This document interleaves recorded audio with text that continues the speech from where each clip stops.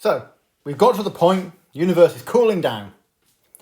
The weak interactions that govern the equilibrium between the protons and neutrons have stopped working. We've had a process called freeze out. We have a neutron to proton ratio of about 0.2. We have 1 neutron for every 5 protons or thereabouts. And now we're going to see what happens to those protons and those neutrons. A nucleosynthesis is building elements. And so you want to go from protons, i.e. hydrogen has 1 proton, to heavier elements. And of course the most straightforward one is 4 helium, which is 2 protons, 2 neutrons. Now the probability that you just get 2 protons and 2 neutrons, which happen to all come together at the same moment to make a helium nuclei, is basically null. It doesn't happen. So you need to have some other reactions to do this. You don't do this in one go. You do it in a chain.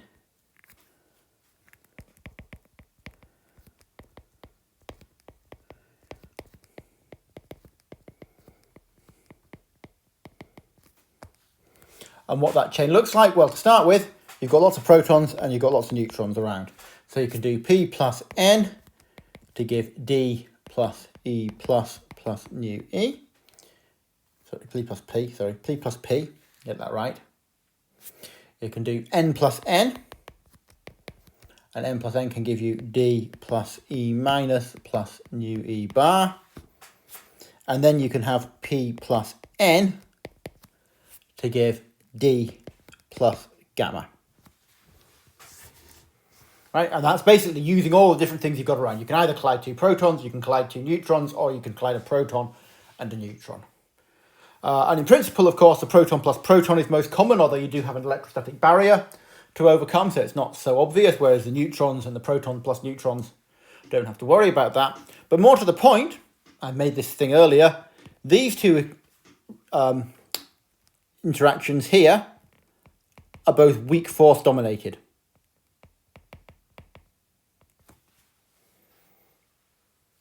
And therefore, they do not create very much deuterium. So D here stands for deuterium. That's essentially heavy hydrogen, if you think about it. This, on the other hand, is a strong force interaction. It's a nuclear strong force interaction. I realise here that I'm assuming you know what the strong and the weak and the electromagnetic forces are. If you don't, then please shout, and I'll put something on the Brightspace page about it. And so this is the one that dominates.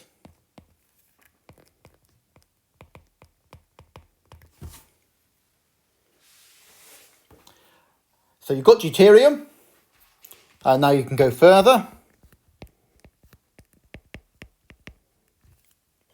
And then you can do deuterium plus a proton to give you 3 helium plus a gamma ray, or deuterium plus a neutron to give you 3 hydrogen, that's called tritium, plus a gamma ray, and eventually you can get helium.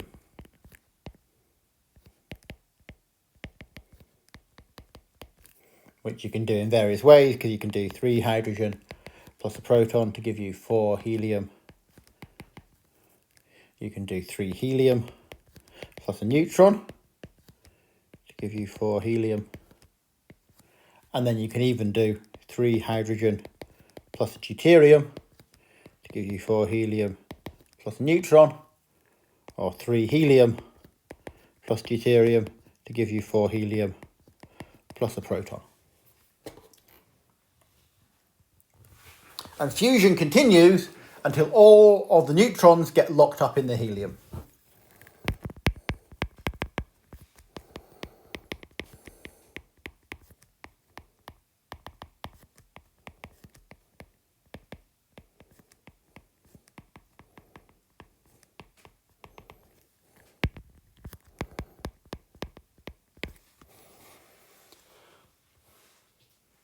And then you can look at what's called the mass fraction in helium.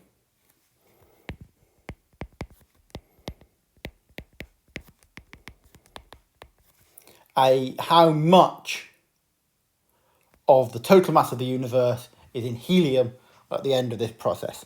And the easiest way to think about that is just to say, well, I've got a neutron, and in fact, if I want to have helium, then I have 2 neutrons and 2 protons. But for every neutron I have, I actually have 5 protons. And so what I can say is the mass fraction in helium, I lock this up in helium.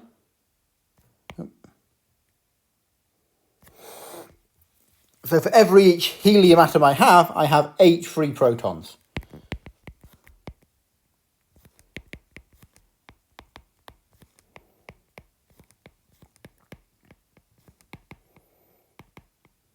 So the mass fraction, which we call Y, sometimes Y helium, is equal to 4 over 12 is equal to 1/3. That's just your sort of simple, naive expectation. And it's not quite as simple as that.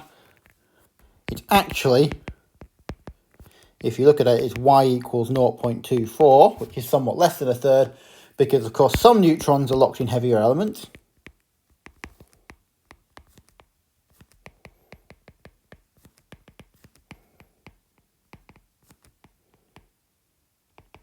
Actually not many. But also, as this process has been running, some neutrons have decayed.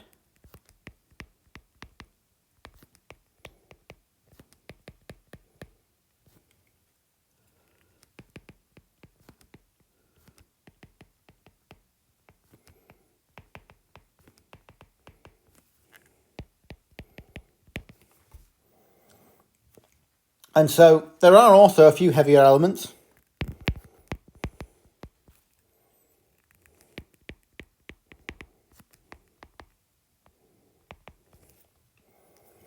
So for example, you can take your 4 helium and you can add deuterium and you can get 6 lithium.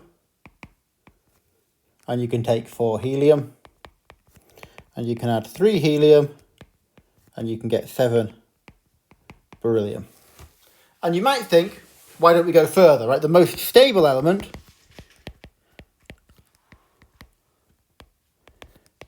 is actually iron 56. So why don't we make that? And there's a problem, unsurprisingly, because we know the universe is not made up of iron 56, and that is the following. That having made some helium, the most obvious reaction you can do is the following. You can take 2 heliums, most of the universe, of course, is either hydrogen or helium at this point, and you can make 8 beryllium plus a gamma ray. But this 8 beryllium is unstable. So it's got a half-life of about 10 to the minus 16 seconds. So as soon as you make it, it just falls apart. So actually, you need to have cycles in stars